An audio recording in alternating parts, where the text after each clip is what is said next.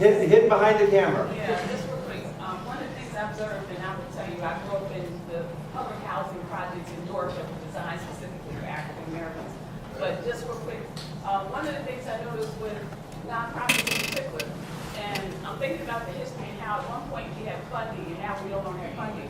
One of the things nonprofits haven't done is to make sure that their constituency are aware of what their power is, individually and collectively, particularly with regard to civics and making sure they understand how to make elected officials accountable. And when I was thinking about your speech, one of the things that's missing is the people that you're talking about, particularly in the 1960s, when, remember, black women couldn't vote to the 1960s. So the other part was people were controlling those communities, and those policies came out of other people making decisions about the people who live there as tax money. So for your purposes, I'm just wondering if that's like, and I'm aware of the protests and things going on, but is that a major component? How do you educate people so they understand their collective individual power to make elected officials and policymakers accountable? Right. Absolutely. So we're just going to hear that. We're asking about social service organizations and organizations working with people, making sure that people are educated and are involved in the work to demand change. And let me just go back. I didn't cover this slide, but one of the biggest parts of the work after the report is these 6 statewide community stakeholder forums that we started already in April on the 21st with our children and youth policy area in the report.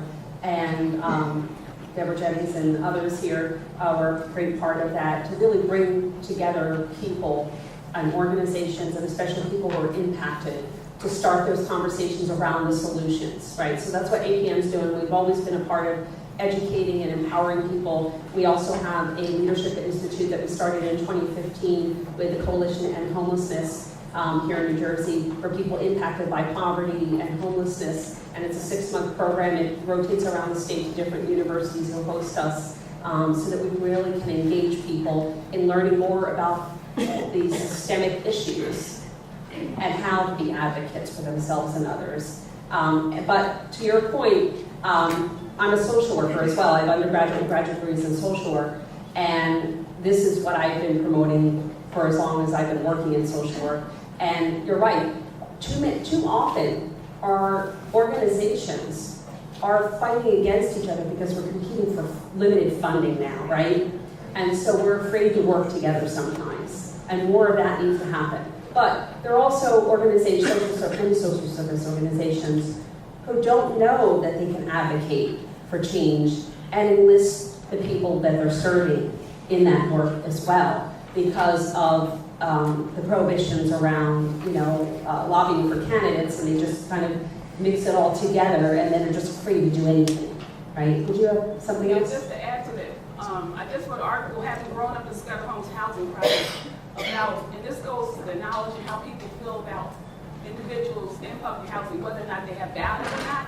And I did something on pre-67, particularly for young people to know that even though the conditions were such that you have to understand the culture, and the cultures were very strong, and they were very independent and self-sufficient communities. So I think in terms of the work you're doing, I think it's important for people to understand the cultures, the collective self-sustaining cultures that existed in those communities. So I can really absolutely. Like Thais has said, we blame people for those situations and we see fault rather than seeing the strengths that are there, right? And I say all the time, that we have to give props to people who are struggling every day because it takes a lot of skill to survive, to have your children survive as well, right? There's a lot that goes into that and the stress that people face, all the time, and the shame and the isolation, right? But there's a lot of strength there. And I'm just blown away by the people in that Homeless Leadership Advocacy Institute that I mentioned for the last 3 years. Just incredible people who just fell into poverty and homelessness. And then the barriers were there and they couldn't climb back out, right? I just spoke to a woman yesterday who was a social worker in years past, was a business manager. She's been bouncing around from couch to couch in Jersey City for the past 6 years because she can't get connected to steady employment and housing because of how she's viewed now, right?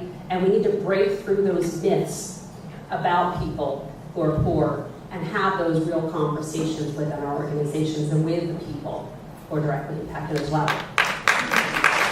Also, all the way up from that meeting, please, all the way at the top. Hi. Is this available online? No, but I can make it available. Yeah, we can make it available, we'll send out the links to everybody. Yeah. I wanted to say that I'm encouraged by the forum on college laws and so many diverse individuals here who I assume want to help keep people informed and also dismantle the systemic system that continues to oppress people of color. The one thing I haven't heard from both speakers is pathology, psychology that surrounds racism in this country. That is the biggest issue and by far the initial foundation of how this country was formed. When you talk about the Casual Slave Dealing Act of 1669, you read that in 1857. I'm a history teacher, by the way.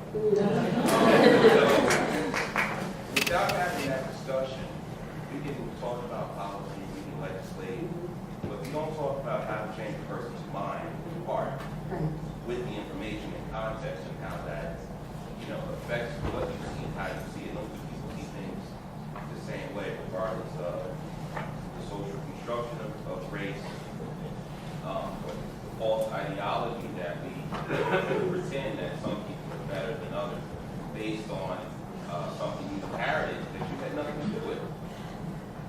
So these are conversations that I'm enjoying, but we really need to talk about the pathology and psychology behind why this happens. And that's something that we're not doing.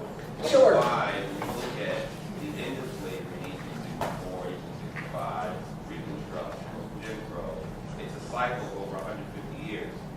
It's more than just policy. We have to do more. Thank you. Right.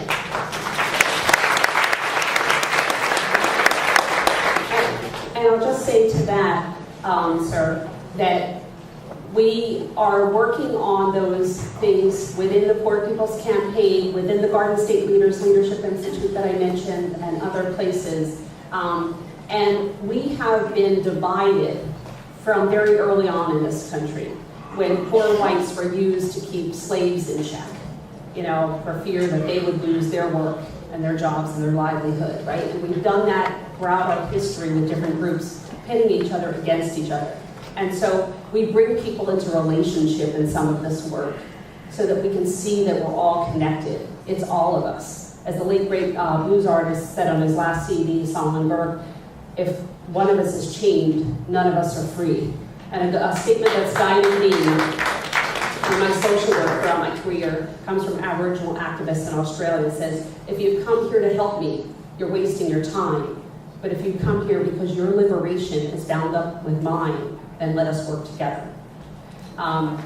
And one of the most powerful things I saw years ago when I started out with the Poor People's Campaign was a film, a documentary about the work that they were doing on bus tours going throughout the country to organize poor people at that time in the late 90s. And my mentor, who was a poor, homeless African-American man from Philadelphia at the time, was seen on this bus tour talking to a poor farmer, I believe in Kansas, a poor white farmer. And they both had these ideas about each other built up from just everything they had heard throughout their lives. And you can see the fear initially as they're talking on film to each other.